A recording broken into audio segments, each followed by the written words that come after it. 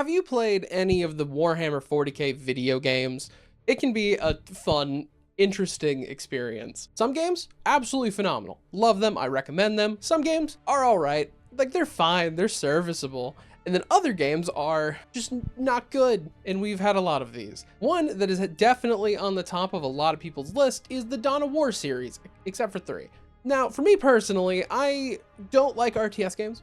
I've never really liked them. RTS and real-time with pause are genres I just don't like and don't enjoy playing. I have played Dawn of War though. It's very well made. I'm very happy RTS fans have a good game. I personally really like Dawn of War 2. RTS kind of, but mainly an RPG. I really like this game. Obviously mentioning this because the Blood Ravens, our subject for today, were created for the Dawn of War video games. And yeah, if you want an RTS, go play it. The story of the Blood Ravens is genuinely really cool. I am going to break down a lot of their history and culture and community culture because the Blood Ravens are often referred to bloody magpies. They are thieves. The community makes them out to be just rampant criminals. The Blood Ravens first appeared in M37, with their actual origins being completely mysterious. Unknown Primarch, they don't know what founding they're from, they just kind of appeared. There are little speculations from the actual Imperial records that state that the Blood Ravens were active before M37, but actual chapter records are super empty.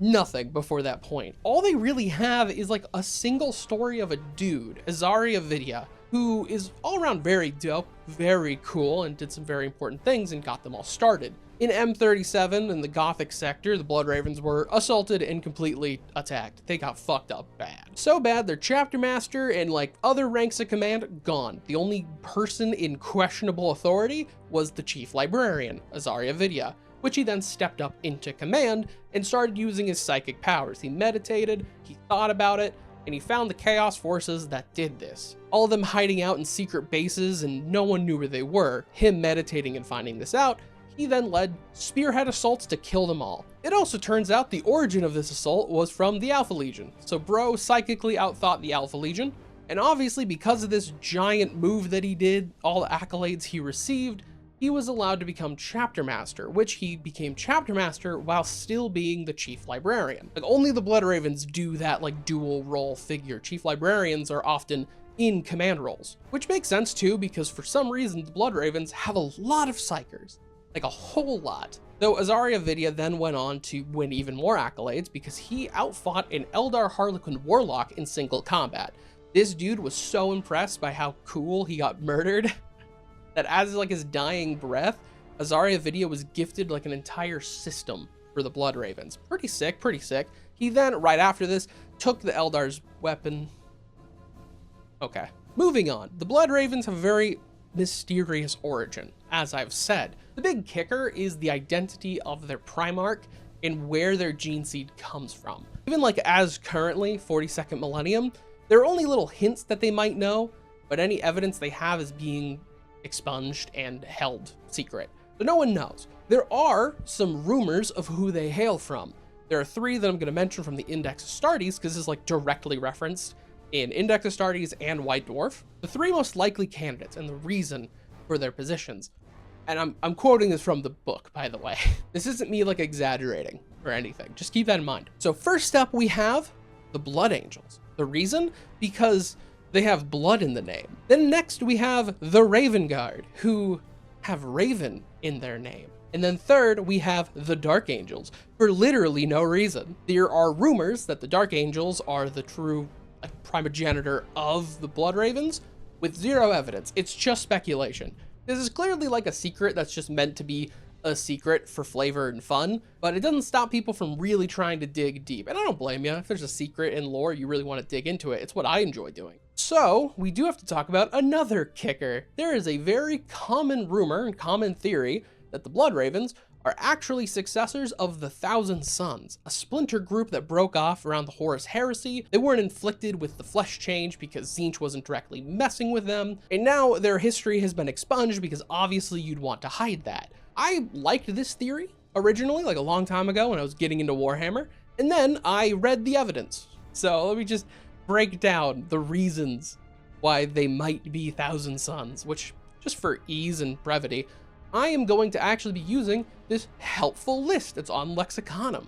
I don't normally just rip from Lexiconum, it's not my vibe. I think this is just an easy method to go down the line and talk about this. So just pause and read, but I'm just going to be going down in order. First and foremost, the Blood Ravens have a lot of psychers. This is something that they're like genetically predisposed to, which is like the Thousand Sons. Fair enough, I guess. There are a lot of psychers in the Blood Ravens. The Blood Ravens wear red armor. Do you know who else wore red armor?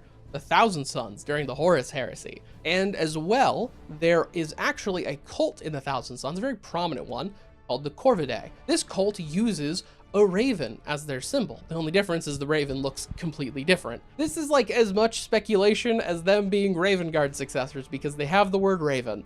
I don't buy it. There was a vision in the book Thousand Sons, this prophecy that foretold a great calamity. It's on screen now, it's really long, I'm not gonna repeat it from memory. The thing to focus on right here in this that people draw to is Raven of Blood. As its own, that sounds like damning proof. It isn't, because it's really clear if you read the entire thing that this is strictly about the burning of Prospero. That's right before the burning of Prospero was this prophecy. Because like the Blood Ravens don't really have much to do with the Space Wolves other than the fact that they like and admire the Space Wolves' chain axes. I'll get to that later. The actual raven this prophecy is referring to is not super clear, but given the context of like the Thousand Sons and where they were, I personally think this is probably referring to the Corvidae, which is very important because you know who led this cult? Azek Ahriman, who, you know, went on to damn the Legion and turn them to dust. I think that's what this is trying to refer to, just very loosely. Blood Raven's motto is knowledge is power. This is a statement that is also said by known Corvidae member of the Thousand Sons, Revuel Arvida. He says this when he's ascending to power, and this is a common phrase by nerds. Like, I don't know, this is said multiple times in Warhammer. There's also said a lot of times in other things, so I don't think this is that much proof. There's also a rumor that Arvida would go on to be that Blood Raven's hero, Azariel Vita. It is completely proven that Arvida went on to be Janus, the actual founder of the Grey Knights. There's a prominent outpost that the Blood Ravens set up on and started building, an outpost that was the remnants of a very old Astartes like outpost as well, one that ages from like 10,000 years ago. Around the time of the Horus Heresy, or like right at the beginning, right at the end, at some point around there. While they were excavating this site, they found an unmarked red pauldron. I don't know, man, they found an unmarked red pauldron, which could be the Blood Angels, maybe Thousand Sons, or maybe a second founding chapter that is red. I don't know. At the very least, they found this pauldron and then promptly took it. Okay. Most damning piece of evidence is this story where a librarian Rama of the Blood Ravens actually like got amnesia and joined up with a Thousand Son warband, who he then became kind of buddies with Azek Ahriman. Throughout this story, there are some quotes of Ahriman where he's referring to Rama as like a lost brother, a son of Ahriman. He's talking some peak villain shit of we're not so different, you and I. He also mentions this cool book that has a Blood Raven symbol on the front, an Eldar tome that Ahriman has and Vita has, that Blood Raven hero. They both had possession, and he references knowing the guy. Even later going on to say this quote where he talks about blood red armor of the Thousand Sons, which, yeah, they had red armor. That's what this is referring to. They had red armor symbolizing Magnus. The problem is, I don't trust Ahriman. It's like, if you read this just out in the wild, just completely thrown out, it sounds like proof. It really does. The problem is Ahriman is a manipulative fuckhead. Like that's really it. It's super clear if you read like the actual dialogue and everything. He's trying to manipulate Rama. He's trying to get him to be like, no, yeah, you're a Thousand Son. Yeah, you can join us. Go chaos, go crazy. And then lastly, the Blood Ravens are referenced next to Thousand Sons because they really like knowledge and finding power through knowledge as their motto. So a White Dwarf article directly references, this is kind of similar to the beginning of the Thousand Sons and Magnus and their fall. Yeah, man, it is similar because they do, notedly, I'll get to that later, they really like to hunt down artifacts, spooky artifacts, to learn from it. I honestly think that's why the Thousand Sons are brought up. Like, the reason for that story with Ahriman, I kind of think this is the cause of it. Just writing out this chapter that likes hunting down knowledge and arcane secrets, and then being like, oh yeah, these are kind of like the Thousand Sons. Let's poke some holes in that. Let's challenge their worldview with the Thousand Sons, because that's just what you do if you're writing a good story. And if none of that convinced you, here's a word from the horse's mouth. An author for Games Workshop and Black Library, Laurie Golding, who directly states, obviously he's debunking the theory that Vidya was secretly an ancient Thousand Son, and he directly is saying that the Thousand Sons have nothing to do with the Blood Ravens. He knows the secret. It's not this. Personally, I believe this is a mystery that has an answer, but it's an answer that we're probably not expecting. It's an answer I don't imagine Games Workshop is planning on answering. They have a lot of secrets like that. They have like a little binder of lore secrets just for the authors to kind of hint at, but there's like no intention to release it. If you read any quotes of authors that know about the lost Primarchs, for example, there is actual information and answers hidden. They just do not plan on talking about it. So the actual history of the Blood Ravens, I'm not gonna regale you with the whole thing because it's very long, and literally the plots of Dawn of War 1, the expansions, Dawn of War 2, Dawn of War Retribution, and Dawn of War 3. If you want the story that bad, you can play those games, which I recommend it. You actually should. The big thing to note from this whole engagement is one character named Gabriel Angelos. He's a prominent hero that rose up during the games, and specifically Dawn of War 2. In Dawn of War 2, he is a very cool guy, and in Retribution, the expansion, the game has multiple endings. And in the actual canon ending, as proven with Dawn of War 3, Gabriel Angelos proved himself to become Chapter Master, which he still is. So I guess spoilers, or sorry to deconfirm any of the people that got the Gabriel Angelos fucking dies ending. But right after all of these games, the Blood Ravens were pooped. They were so tired. They just went through campaign after campaign after campaign. They were really depleted. So they went out to go and rebuild and did a mass recruitment drive, sending out fleets to go pick up new aspirants. But literally weeks into this process, bad luck struck as the Great Rift opened and tore the galaxy in half because Cadia just fell. Now the Blood Ravens were lost. They had no connection with any of the fleets that they sent out. A lot of them, most of them, are presumed dead. They also had zero connection to the Astronomicon. They were completely cut off. All seemed lost, though eventually the Custodies were able to track down the Blood Ravens and deliver them Primaris gene seed. To which obviously the Blood Ravens immediately started tinkering with this gene seed because they thought, well, this is fresh from the source. Maybe we can figure out our origin. They don't actually know what the origin is that's stated. They basically have loose speculations, but speculations they're keeping hidden from everyone else. Only like the top brass know this. If anything, I like to believe that they literally have nothing and they're hiding the fact they don't know anything. That'd be embarrassing. It's this secretive origin and their ruthless hunt for knowledge that really breaks up the culture and the method the Blood Ravens work with. They really hate chaos and they want to destroy it in all methods and facets. A way they believe to do this is by finding relics or anything important, and they will take it, study it, learn from their enemies, and then either use this against their enemies or alternatively destroy it. Again, like the parallels to the Thousand Sons during the Horus Heresy is not lost on anybody, I don't think. But this is something that is kind of coming back to bite them in the ass a few times, as the Inquisition caught word of this.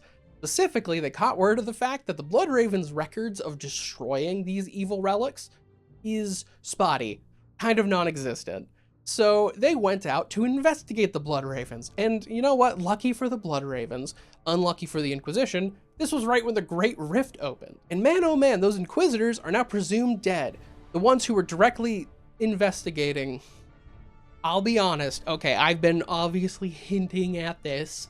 There is a bit of the history, a bit of the meme that Blood Ravens are criminals. I don't know if there's that much. That is art of a Blood Raven stealing a book. I don't know how else I can interpret that. So, all right, I'm just going to talk about it. So, what is the actual evidence of the Blood Ravens stealing chapter artifacts and just taking everything? I think that this is a interpretation of game mechanics and game design, because the best one I can look at is Dawn of War 2, which is one I've played the most. In Dawn of War 2, you can equip your boys with a lot of cool relics. A lot of these relics are referencing other chapters and factions. Prominent ones are a couple of Space Wolf inspired things, like I kind of mentioned. These are because armorers were inspired by many different aspects of a Space Wolves, or even a failed gift to a Space Wolf. There's some other references similar to this. There's like one from the Sororitas, there's one from the Salamanders, like you have things like that. It's then that it gets a little bit more explicit. Because to reference the whole chaos thing, they actually have an ancient power fist from a Death Guard. One of the Death Guards that's actually in Flight of the Eisenstein. They have his power fist, and it is infused with some Nurgle energy. You can equip that on your boys. They also have a pistol from the Blood Angels, which is noted to be a cultural exchange that the Blood Angels have zero record of ever happening. Even more goofy, there's an Imperial Fist pistol. This pistol, the owner is reportedly saying, you'd have to pry this from my cold dead hands.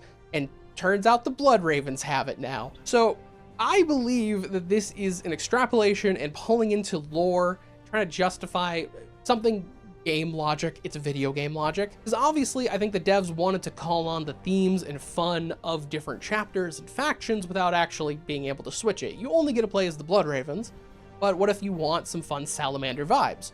You can get a Salamander-inspired Flamer then. And when I read the stuff that references them stealing it, these read like jokes. I think the devs snuck in flavor text jokes. It's canon now, I assume, which I love and adore. That's what it reads like. So obviously, I think the meme is a little over-exaggerated. I don't think they're fully like this. Reading through the stuff that they reportedly stole, a lot of it is on that trend of, it sounds like they found a dude dead or watched a guy die, then promptly took their shit. This plays into like the archaeologist vibe they have, the eldritch researcher. Obviously, it's not stealing, it's history. The person's dead. I think the chapter just lets out a collective finders keepers. You know what? Fair. I love this personality for them. It's one of the reasons I think a lot of people like them, because they are a very cool chapter. They have a lot of fun stuff going for them. But yeah, that is it. I recommend playing the games. Obviously, the Blood Ravens are cool, but of course, I want to shout out my channel members who make all these videos possible. Love that you support me. And a big shout out to Robbie Beckmeyer and Czar Shadow for supporting me at the highest tier of my membership. Absolute legends, the both of you. But that is it. If you like this, like, comment, subscribe, do the YouTube stuff, and